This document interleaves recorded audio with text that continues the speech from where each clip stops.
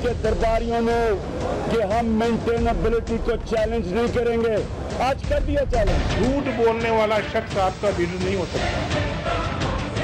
धरना देने वाले फिर चाहते हैं पाकिस्तान फिर दुनिया के अंदर एक बदतरीन मुल्क बन जाए। सुप्रीम कोर्ट में पैनमा लीक्स की तहकीकात के लिए दरख्वास्तों पर समाअत हुई। चीफ जस्टिस ने कहा कि ये कड़वी गोली हमें निगलना पड़ रही है, दूसरे इदारों का काम भी हम कर रहे हैं। अगर आपकी दरख्वास्त पर जाएं तो ये 20 साला मंसूबा हो जाएगा। इस्लामी रियासत की बात करते हो तो हजरत उमर की बात करो, जो आम लिबास पर जवाब दे हुए। किसी के साथ इम्तियाज नहीं होगा, सब इसकी लपेट में आएंगे।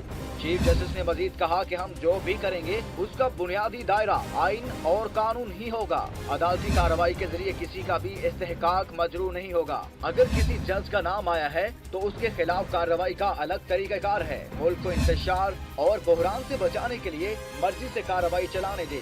जस्टिस आसिफ सईद खोसा ने कहा कि अदालत को मुतमिन करें, कानून के मुताबिक रकम बैरून मुल्क मुंतकिल की गई।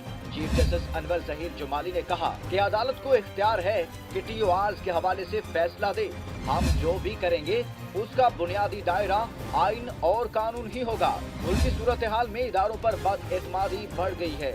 जस्टिस आसिफ सईद खोसा ने कहा कि यूसुफ रजा गिलानी के खिलाफ फैसला दिया, वो फिर भी ओहदे पर बराजमान रहे। अदालत ने बाद में हुक्म दिया कि आप वजीर आजम नहीं रहे, हम क्लीन चिट भी दे सकते हैं और फैसला मुख्तलिफ भी आ सकता है। पैनमा का दौरा नहीं करेंगे, वजीर आजम के खिलाफ फैसला आया तो वो ओहदे पर नहीं रहेंगे। चीफ जस्टिस अनवर जहीर जुमाली ने कहा कि जायदाद कानून के मुताबिक खरीदी गई तो ठीक है, वरना फरीक अव्वल वजीर आजम को सजा मिलेगी। जस्टिस शेख असमत सईद ने कहा कि हम किसी ट्रक की बत्ती के पीछे लगने वाले नहीं। अदालत ने फ्रीकैन को दस्तावेजात जमा कराने का हुक्म देते हुए केस की समाअत 15 नवंबर तक